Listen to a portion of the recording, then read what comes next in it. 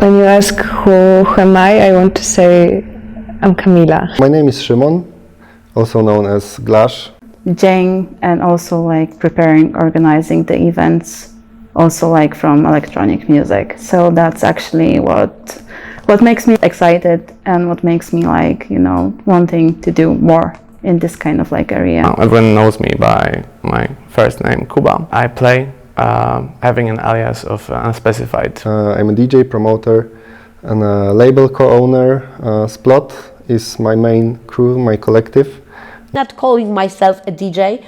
I even don't have a fan page. I work for a club because I'm a social media specialist, but at the moment I'm doing the everything. Artistic name it's Spectibe. I really enjoy mixing stuff up. I enjoy playing a very varied sets when it comes to genres.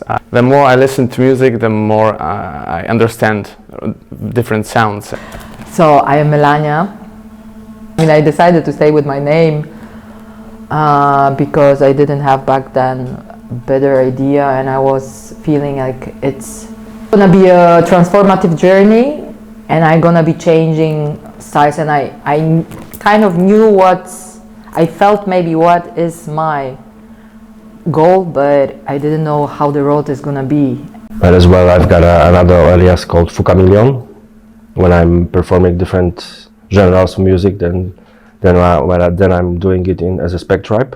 I'm a multimedia director mostly. Also, I've got my own sound system as a slab project, where I'm delivering the sound for the different venues and different festivals. My path was just like going through the club, outside of the club, and then come back over here. So that's why, like, how I can describe myself is just like multidisciplinary person, or like the artist, what I'm doing.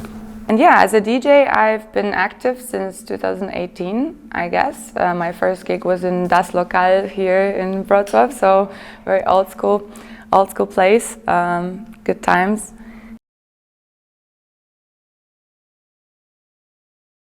I miss dancing in the club. I dance a little bit at home, but it's not even close. It's a different experience. I miss it. The most important thing to like really enjoy the music that's being played is to dance in your own way, the way that you feel the rhythm is taking your body. Of the dance. So maybe from my youngest years, actually, I really liked when the sounds were like changing structures, when they were like not that obvious maybe, but still this element of surprise for me is also like really important in the music and in the dancing as well. I feel like I need to dance, and it's not only about clubs, it's actually about my life. Because I dance every day and I love dancing in the night, at sunsets or in the morning, so I love dancing.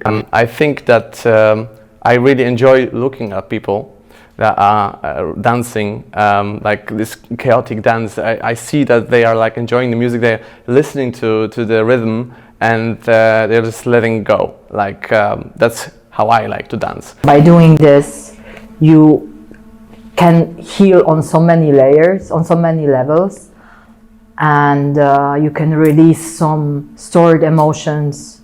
You can arrive to a stage of happiness or sadness, depending on the stage you are, depending on what your body needs, what your mind, or sometimes you even don't know what you need. And then during especially this shared experience on a dance floor, you can jump on the universal current energy, and you get all connected, and when it's connected, it's amplified.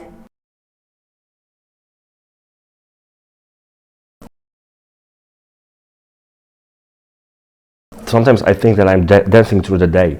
You know, the way I can go on the street, or like the way how I've got some rhythm in my head, or like some melody which I started the day with.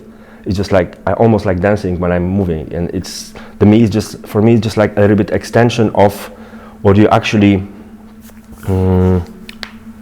doing or moving or like feeling in a way. I really love techno music, but it's rare that I hear someone that makes me dance. I like to dance to my own DJ sets. Like very, let's say, entertaining stuff doesn't give me that much thrill. I would say the more different and unexpected things are like seriously like exciting me when dancing. Do have a preference for twisted rhythms, that's for sure. The more twisted it is, the more I'm willing to kind of explore what can be done about it. So because yeah, the more twisted, the more like weird polyrhythmic syncopations and stuff like this, the more my body is like, okay, like let's see what body parts can go where in that very moment. So yeah. The beat, the 4 to the floor, it's like it helps us to get to the repetitivity, helps us to get to the meditative state of mind, and it gives just the foundation for the rest. You also like, through these 20 years, I just find out how different people are moving to the different genres. So I also like not treating myself as a clown for being on a drum and bass party and then started to move like a tango guy, you know. So I'm trying to adapt a little bit to them, but in the same time, just to feel good in my body, because like some of the movements were not natural for me, or like being outside of the groove, or just to, you know, for the matter of this is no, I just like, sometimes you also like a little bit more tired or less tired, and how more flex you are with your body. It's like combination of the genre, combination of how much space you have it around you, how much you are also like not distracted. When it's too light, when it's too bright, I don't feel comfortable. When I see too many cameras around me, I also don't feel comfortable. Because for me, like everything what happens in the club should stay in club. Like it was like in that movie in Vegas. Like that what happens in Vegas stays Vegas. It's supposed to be exactly the same, and I really want to introduce that no photo policy in Poland. I know that there is just one club which treat this no photo policy very strict, and it's Drugi Dom in Gdynia. I think that what makes me the most comfortable to just go with the flow is two things. DJ, being expressive behind the decks, playing something that really resonates with me.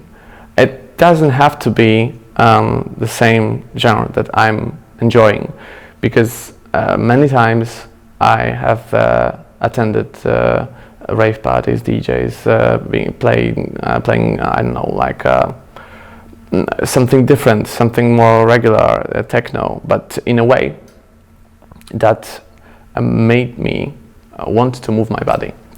And this aura behind the decks is really important as well. And also the second thing is that I can feel comfortable with people around me, and nothing feels better than seeing people, like-minded people, dancing, also going crazy on the dance floor around you. So it's really important for me that on the dance floor there are people that are there to enjoy the music, that are there to that they want to understand the sound that is being provided to them, and that they are there to resonate with it.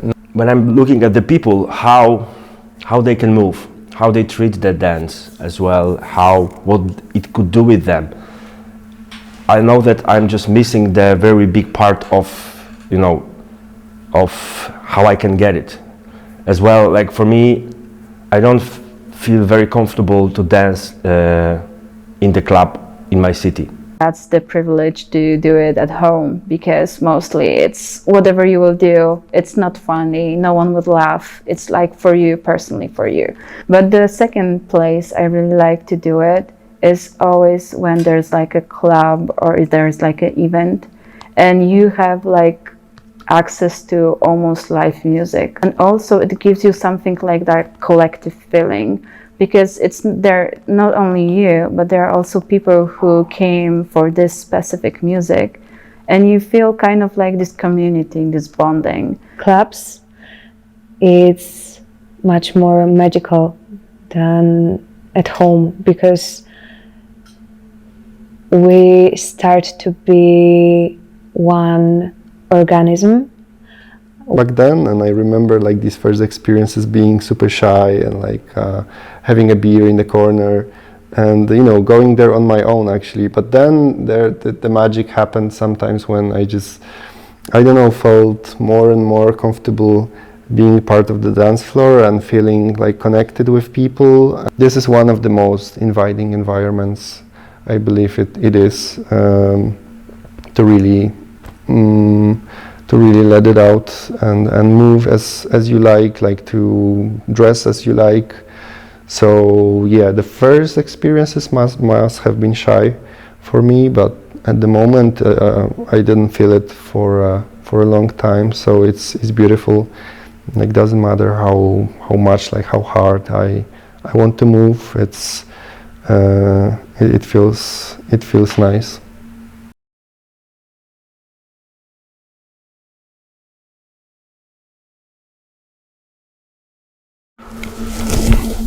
Vibration. Okay. Well, it's like ripple going through air when sound vibration generated by speaker and affects people on the dance floor. It sounds like, it's the first thing that comes to my mind. I didn't try to define it before. I think the first thing coming to my mind definitely is like the acoustic wave from the sound system, the physical side of it. This like monumental sound that goes around you, and while it's so loud, but it's not too loud. It's even though it's loud, it's super clear and it's very physical. It's like this wall of sound. Firstly, like vibration is more like about the bass, about the sound, about the way that the sound wave is just entering your body and you feel the physical stuff. So vibration, that you feel it like in your body when the music is just going through you. When you have like a good sound system and you feel like this music is kind of like surrounding you, and you like feel that the bass, for example, is just going through your body, you can feel like you're shaking with it. When I feel the bass coming all over me, like swallowing me, like I can feel physically this wave, this cloud of bass coming at me. It's amazing. It's like feeling music that is very important for me through my whole life. Feeling music with not only like hearing music, not only understanding music, not only thinking about music, but also feeling it through my whole body. I just had this in DJ booth in Trezor. Błażej Malinowski was playing and he invited me to like walk in, and I just stand there. I couldn't of course just stand. I was dancing. It was super intense, but I was so surprised that you can, and I had this in several clubs, that it can go so loud that makes the sound so physical. It just changes the experience, like to listening to on a bad sound system or in a small intimate club, or in the outdoor, or in this like big hall with like without acoustic treatment. Sometimes you need this like studio feel that it's so clinical. Sometimes the waves bouncing from one wall to another making it more like ravey, and gives it this like raw feel. People dancing to one rhythm, whether they think about it or not, they somehow enough dance like one body. Sometimes you can even see it if you look on the dance floor. They move like one body, like waves. It's because of this vibration, whether they think about it or not. I believe that the vibration is like for sure this, you know, when I think of a sound as this like physical, like a ball that's coming at you from the speakers, it's like from the sub bass and then from the like the horns coming from the speakers. It's when you pay attention, it can get more exciting every time, I guess. From the perspective of mechanics, we know how it interacts, right? Basically, water and vibration. Everything is combined, everything is connected. Music, every sound is a soundtrack of our own story, of our life, of our movie. When you zoom out, the purpose is always to listen to something we feel like to. So this means our body is sending signals to our brain of need. And it's a constant movement of things. And basically, I mean, everything vibrates, right? So it's be it matter or our thoughts have vibration, our like clothes, our bodies, like everything. And basically, yeah, we're in a constant state of movement in this universe, and I find it really profound, actually. In the end, the only thing that differs is like the rate of it, right? You've got this whole esoteric, you know, like the movement of the people and everything is vibration, you know, the stones, you know, like music, this and this, they're trying to dance and they're feeling this vibration. And like for me, it's so interesting, try to, you know, jump for a while to somebody else's body or like somebody's this thing and just like get it okay. Because like it's so difficult for me to understand when somebody is explaining, using sometimes like very only few words to what is actually for them.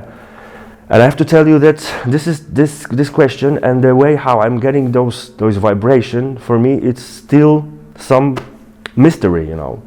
In the way what actually I'm trying to visualize the magic of it is just like we as a human beings, we get the knowledge how to catch the wind. It's for me.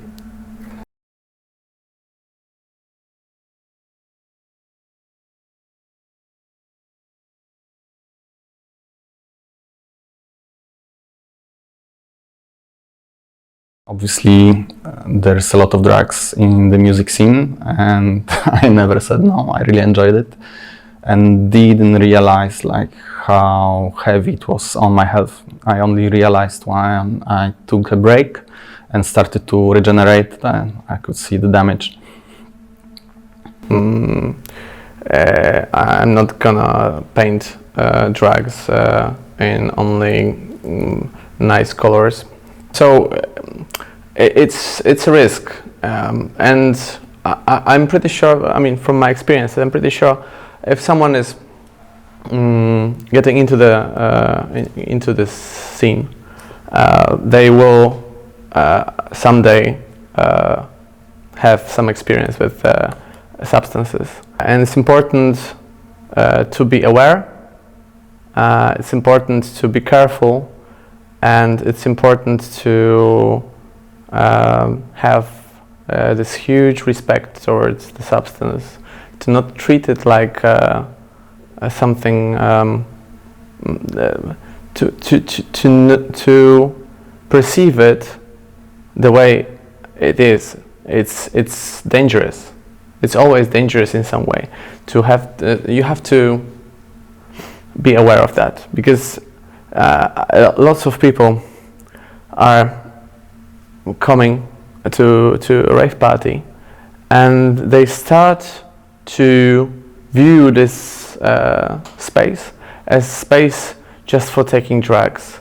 The drugs start to be the main course, the main attraction of the event. It's the most important. You at least have to consider that they are only a tool and not as a main attraction. People are fed up with, I feel like in general people are right now getting really fed up with the overwhelming presence of the internet and the camera everywhere in your life and the social sharing and all this stuff. So in general I feel like now people are either going into depression or waking up.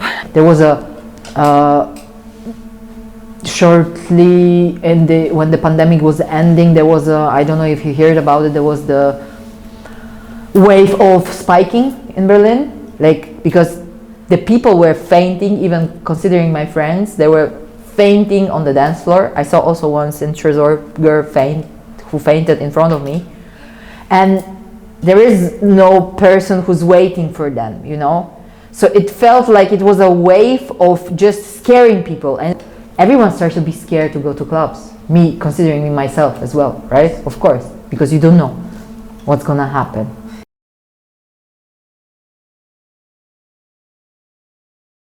There's a huge danger of turning the scene into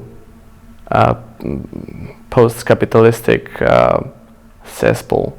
That's something that is destroying the scene, because as I said previously, the community can be influenced, and we have to have this brave approach to organizing events. But also with the years, I also changed, and I see also that other people also changed, that the scene changed. And when I started, the techno was like, for example, like really, I would say maybe not cold, but more like deep hypnotic here. Now you can have like this more like hard grooves, like, you know, more entertaining than sophisticated. It's still nice because it still gives you this kind of like fun or anything else, but this kind of music gives you like different feeling. And if it's good, if it's not, it's hard for me to say, because everyone has their own preferences. But yeah, I can see that the environment and the way that people perceive music is a little bit different that when I started, and it's only like 10 years. And let's say about the people who are in the business 20 or more years. So I guess they saw many more shifts between, like, you know, how people like approach the music and how they entertain. Clubs in Poznań are very close to each other. So it's literally like smoking one cigarette and you are in another club. So in the past, when everything was cheaper, because remember that at the moment the economic situation is very bad, and so maybe also that stopped people from clubbing. But in the past, we used to go to pubs and we visited like 3 or 2 clubs one night. At the moment, you start in one place and you finish in one place. 2012, sometimes I was like the only girl, for example, on the dance floor, right? When I started, 2014, and there was really like really small amount of girls, of course. Then there was the huge awareness wave spreading of information that yeah, we need to book more girls, but there were not really much girls actually, because as I said, like, I remember going to the parties and they were not there. And if you want, basically, like, this is how it starts. If you want to play electronic music and if you want to play in clubs, first you have to be a raver. First you have to go to learn from the other side, right? And so it was very, we know that it was not that much party as it's now. And yeah, of course, social media and everything made it bigger, more approach technology made everything much bigger. So with the time, of course, we know that we have so much music being released now, so many artists, so many DJs. So the archetype of a DJ became more like sacrum turned into profanum, I would say. Like, it's not something really crazy, ooh, you're a DJ nowadays. It's like everyone can be it.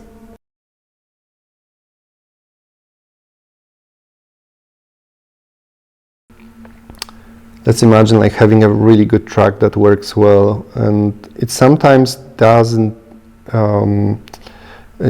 determine if you have the full dance floor or an empty dance floor, like 2 people dancing, or you have just, you know, this like some 20 people there. It's more important like if the connection is there, if the energy is there, if you build something with the crowd, if the crowd, if you feel like you're together in it.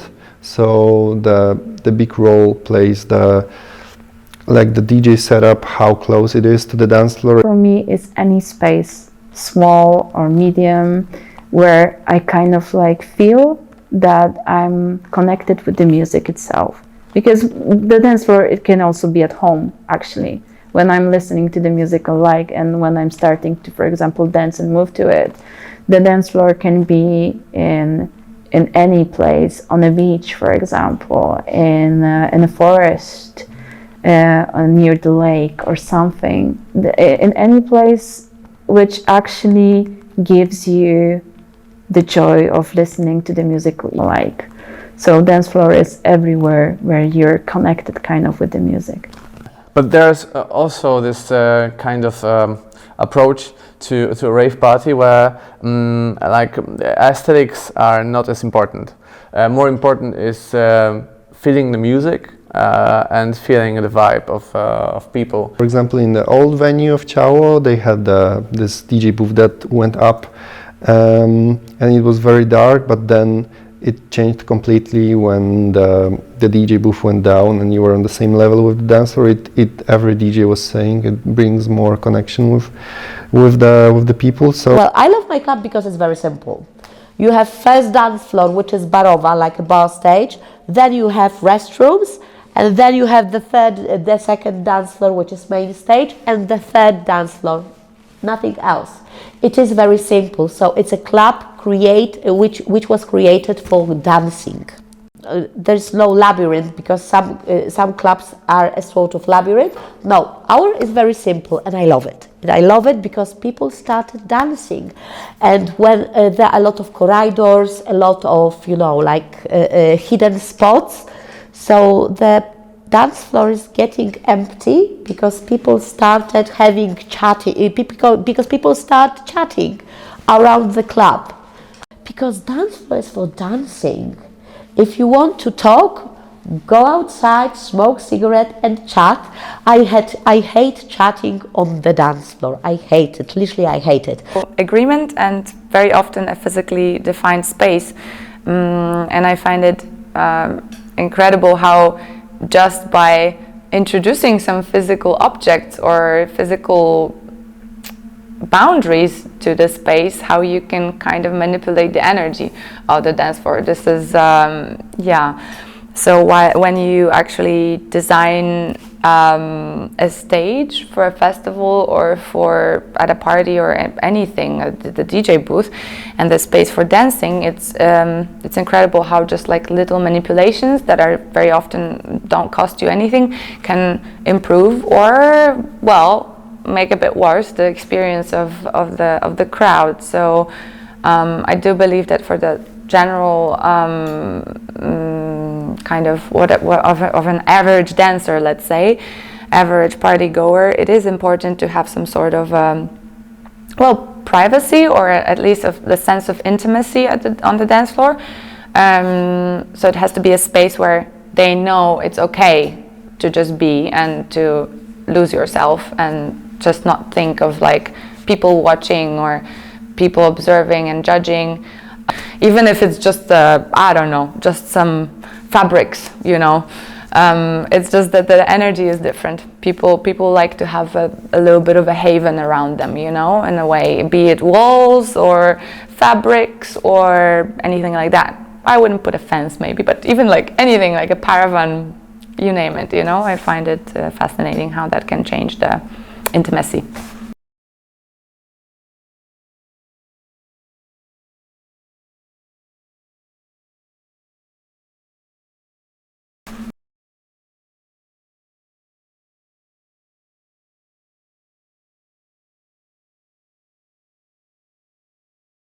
It was a live act, and performer had a mic connected to microphone to mixer, and every once in a while he was saying something directly to people on the dance floor, and it worked really well to establish connection between people and performer and music, like to bring everybody together in this experience. I've seen something like this only once, but it worked really well.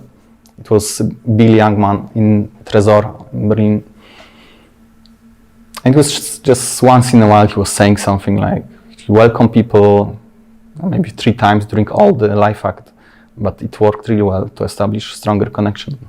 Just this, but it's, at least for me, it worked really well. I felt really connected. I felt this interaction was stronger than just listening and observing.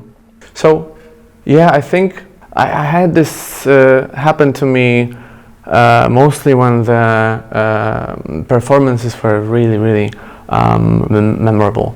So, Amnesia Scanner, for example, the first time I've seen them, it really stayed with me. Like I to this day, I remember the way the sound made me dance, the way the sound, the bass, this very aggressive, deconstructed post-industrial bass lines, how they made me feel. Trying to remember it's really a very strong memory. Used to be like artist care, like head of artist care crew in Berlin at Anomaly Club, and it was before Kuelza was famous. I saw him first time, and I remember there was Norbak, Conceptual, and Kuelza, and everyone was rushing around Norbak, and I looked at Kuelza and I said, and I came here for you. I was standing in the middle of the dance, and I said to myself, shit, that's fantastic. I even have goosebumps at the moment. I also remember because he's been struggling with the sound, and suddenly there was like the music stopped playing, and he was standing behind the DJ booth, and he said, "Oppa, one more time." There was this night, like in 2014, at Berghain. PDJ still had his label Electric Deluxe, and there was this super beautiful night, amazing lineup, and he was playing together with Lucy under the alias Zeitgeber, means the time givers. And I remember how much like they put the entire dance floor in alignment, and at some point, and they were playing really like slow tempo, which was not so common in this time because it was slowly getting you. I remember also A&D was on the lineup, and they were like the first one stepping slowly into the industrial era. It was like on the edge of techno from the soft part going more and more into the industrial. Sunday morning, it's not common at all that someone is playing so slow, but they gave you time. And then I remember at some point, after 2 hours with my friend, we were like, oh my God, the time didn't pass at all. And they were like, Zeitgeber. You know, like they give us time. They give us really time. And I love it when the name is really like, it's really aligned with what it is. Everyone was on the dance floor, and it felt like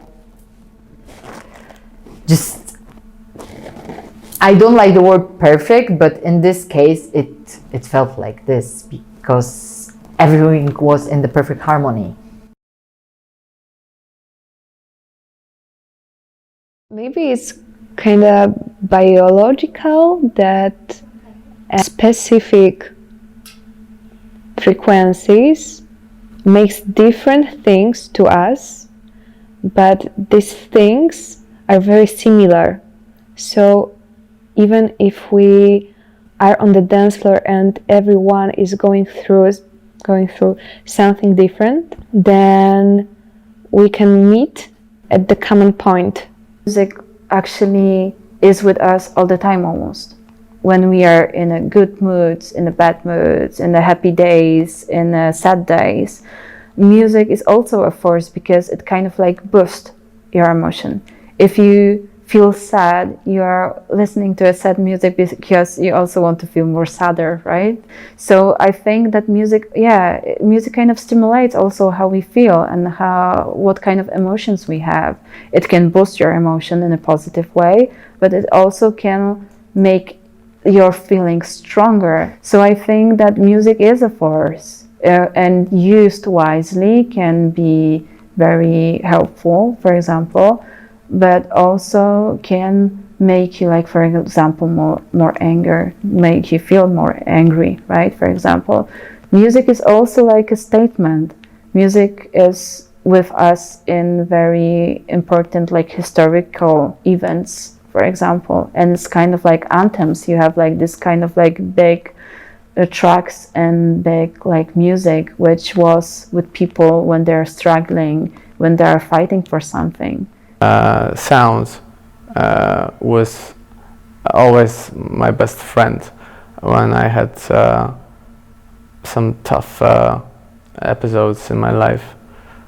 Sometimes sound music was my only friend, and now when I can experience it in this very kinesthetic way, it's like embracing a friend. It's like embracing something that is this entity that you can finally touch. For sure, sound can change a warehouse into venue, for example. I don't know, maybe this is sonic magic, power of sound to shape space around us. You know, as when you're playing Tetris and you have all those like empty spaces when you don't play it perfectly. I feel like sometimes, yeah, dance floor experiences or just the sound itself, but preferably on a big sound system so that you have the bass kind of vibrating through your whole body. Then, yeah, it feels like rearranging those Tetris blocks in a good way, or like taking them apart and then like putting them back in the right shape. So this is what sound kind of does to me and to my head and my body. Technology is very important, plus the maintenance of that technology.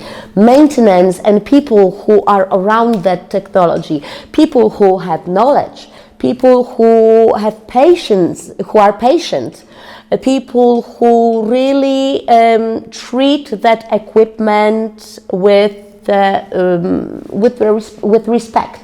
The better quality of tools, the better sound, better possibilities, and better experience for people that receive it on the other end, that listen to it. Definitely it makes a difference. Like what, like if it's I don't know, like bad quality MP3 or some good quality, I don't know, vinyl or waveform. Like even if people are not consciously aware of it, like the quality of sound affects them. For sure, it makes a difference what kind of tools you are using. You know, there was this time in 2006, 2005, where people viewed technology as something that will uplift humankind, will be helpful. But somewhere around 2018, 19, we woke up and saw that the technology mostly is actually degrading society, degrading our ability to enjoy content, to experience life. And so I don't think that we need more technology when it comes to enjoying electronic music events. Maybe if we are talking about technology from the past versus what we have now available.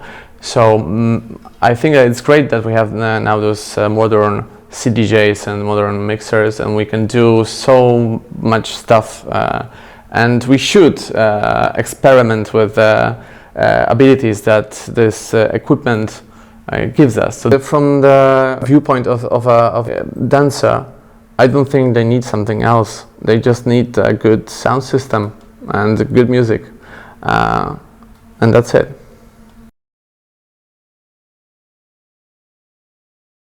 I would have a sound system placed like in Dolby Atmos, where you have part of speakers placed on the ceiling, and sound is coming from above, and it's so many of them that they can create 3D, like feeling that sound is really three-dimensional, comes from different directions, not just front and the back. But I don't know if it's just a fantasy or could be reality. This would be a question to some sound engineer if this is possible. Places like I love Alps, for example, and I love the seaside, of course. So I can imagine like this perfect sound system and the most weird psychedelic sound design, you know, like perfectly crafted clinical sounds. I would like this dance floor to be surrounded by glass. I don't know, maybe windows, something like this, but I would like to invite people who are happy to be there. And I'm dreaming about the natural light. That's why I would put the glass around the dance floor. And not too noisy, not too loud, just a good sound system. No, the best sound system. Yeah, and I would like to create the space for the people made of flesh and bones.